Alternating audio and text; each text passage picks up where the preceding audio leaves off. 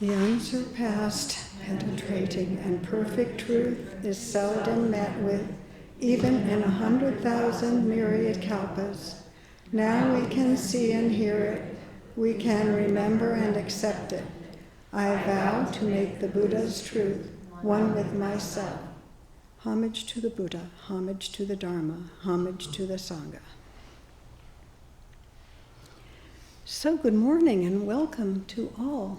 It's good to see a good number of people here today.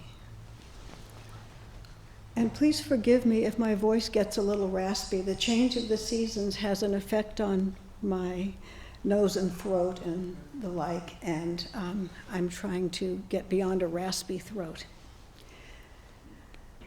So today I'm going to talk a bit about the great matter for which we train, which has been a phrase that has kind of mystified me over the years. It doesn't need to if you think about it, if you meditate with it. I don't recall what first prompted me to compose this talk, but what led me to offer it now was a slump in my practice. And my experience suggests that a slump in practice is kind of a typical thing that happens to most people. Perhaps we neglect our meditation practice or find ourselves indulging in habitual behavior contrary to the precepts. Sometimes the push of business or family matters threatens to overwhelm us. Sometimes not even that, just a case of the blahs. Getting up in the morning, slogging through the day, feeling as if anything we try comes out wrong, going to bed at night, perhaps not sleeping very well, getting up the next morning and slogging through another day. So I've been through such a time recently, and to my surprise, it led me, slogging along as best I could, right back to that which brought me to this monastery in the first place.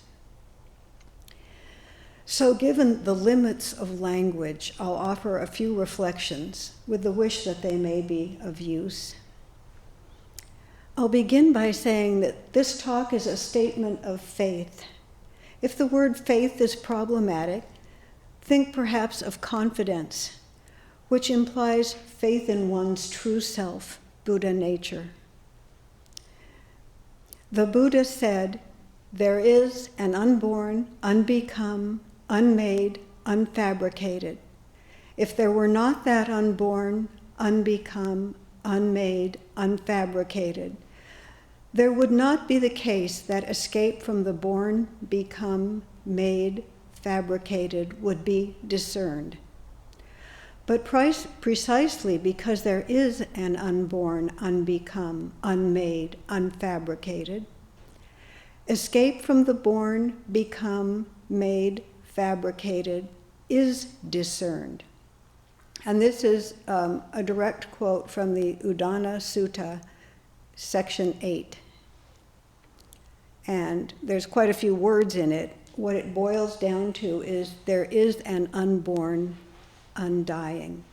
And because there is an unborn undying, the cessation of suffering is possible. As to be born means to be subject to suffering, to know and live with that which is unborn and therefore undying, is to know and live with the cessation of suffering, which is my aspiration, as I'm sure it is for you. There's a line from one of our offertories: "The Dharma body of the Buddha cannot be seen so long as one is within duality, for it is beyond birth and death, filling all things." Filling all things, this includes all of us. Beyond birth and death is unborn, undying, and we're able to go beyond birth and death when we open our hearts, in formal meditation and in the activities of daily life, filling all things, including all of us. Sometimes we question this, and we can never figure it out with the discriminative mind. However, we can entrust ourselves always to wholehearted practice, practicing letting go of judgments, opinions, preferences, until it shows itself to us, no matter how fleeting our glimpse of it may be. The way to the ultimate is not hard. Just give up being picky and choosy. Although this topic has come up as good for me to offer, misgivings arose when I began considering it more than 2 years ago, along with an acute awareness of some of my shortcomings as they showed themselves in daily life. The thought I had was, who do you think you are? How dare you presume to talk about this? The word humility came up as in, aren't you a bit lacking in humility? But no, that wasn't quite it. Perhaps my misgivings arose from the sense of trying to express in words something that cannot be expressed in words. But I can point towards it with a bow and the recognition that it's not about me. What brings us here? I find it essential to keep in mind the connection with that which brought me here and keeps bringing me back to the true heart. The push and pull of business, family, world events, recreation, plumbing problems, a case of the blahs, all those things can distract us from our true purpose and pull us off center. This morning we've spent 40 minutes just sitting in front of a wall or a screen. Just sitting. What in the name of heaven could have brought us all here together to just sit together and look at a wall? What could be the purpose of such an activity? There is an unborn, undying, that which speaks in silence and in stillness. It is impossible to name or describe in words, and Buddhists sometimes tend to describe it by saying what it is not. Unborn, undying, unconditioned, uncreated, unfabricated. Some phrases that can work for us are that which is. My master used terms such as the eternal, Buddha nature, unborn, cosmic Buddha, Dharmakaya. It doesn't matter as long as we all know what we're talking about. Let me venture to say that everyone who sits down to meditate, and many more who do never have done a moment's formal meditation and never will, but everyone who sits down to meditate knows what we're talking about, even when we don't know that we know. Reverend Master Jiyu used to point out that the knowledge of something greater than ourselves is possible for each and every one of us, that it's our birthright. So, how do we get in touch with it and stay in touch with it? Great Master Keisan said, pure meditation opens us so that we may directly realize the foundation of our minds and dwell content within our own Buddha nature. This is called displaying our original face.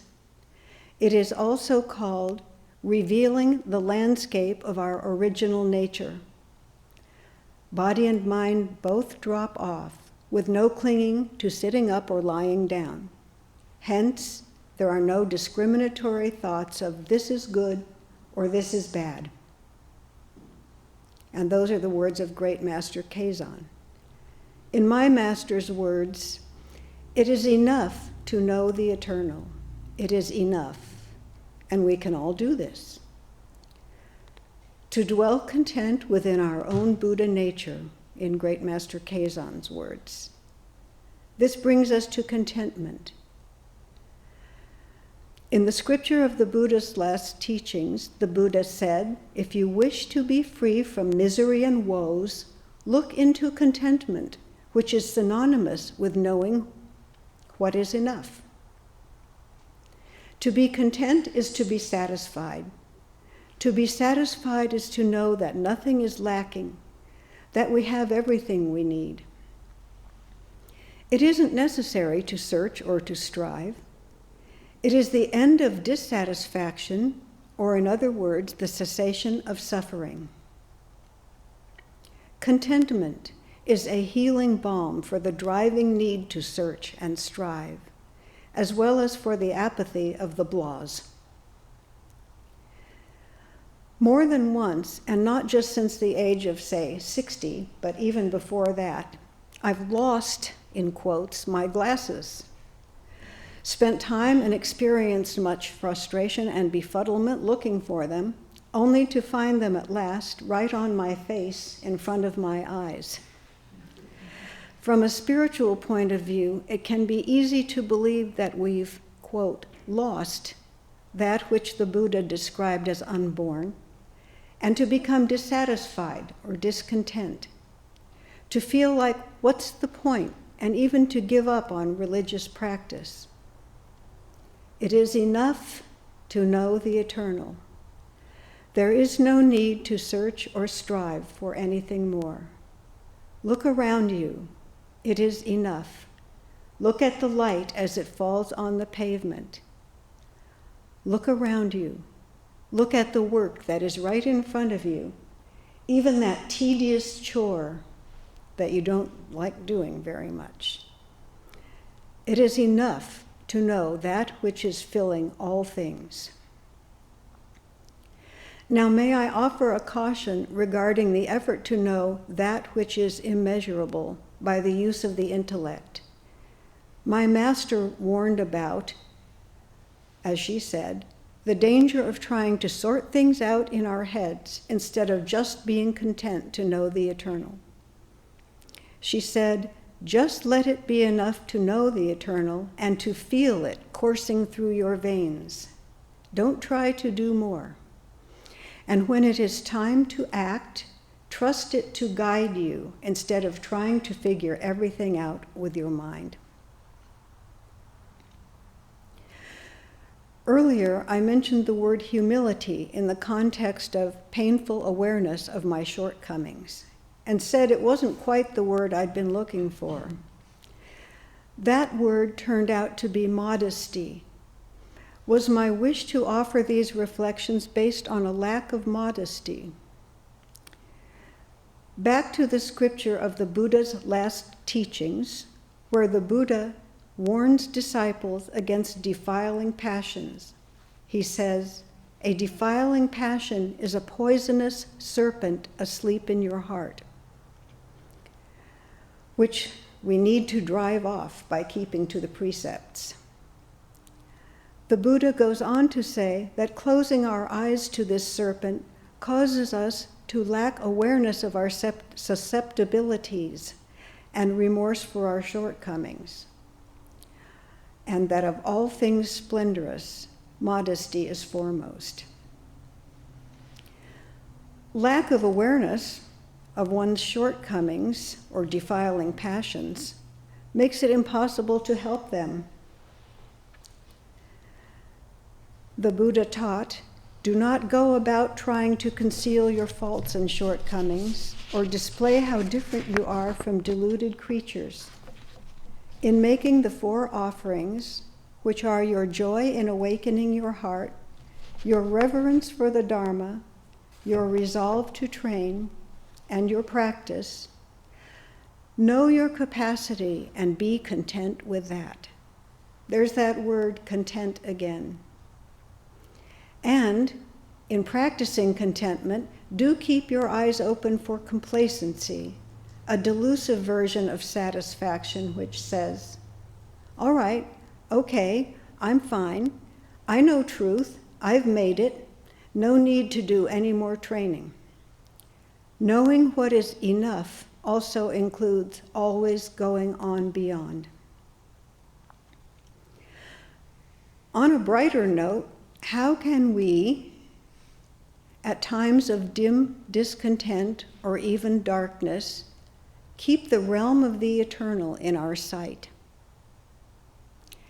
In the scripture on the immeasurable life of the Tathagata, the Buddha teaches, those who practice deeds of merit and are gentle, honest, and forthright, all see me in body and hear me voice the Dharma. So deeds of merit.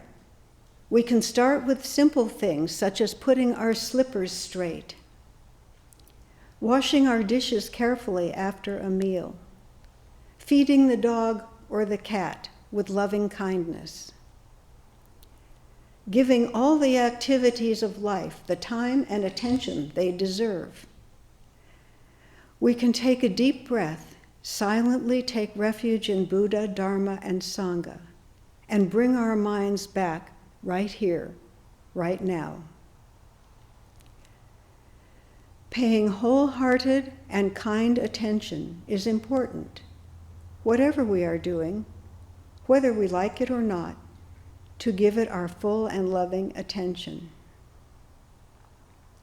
So to conclude, right back where we started, there is an unborn, uncreated, unconditioned. If there were not, there would be no escape from this world of suffering. But since there is an unborn, uncreated, unconditioned, there is an escape from suffering. May we all find it quickly. Homage to the Buddha, homage to the Dharma, homage to the Sangha.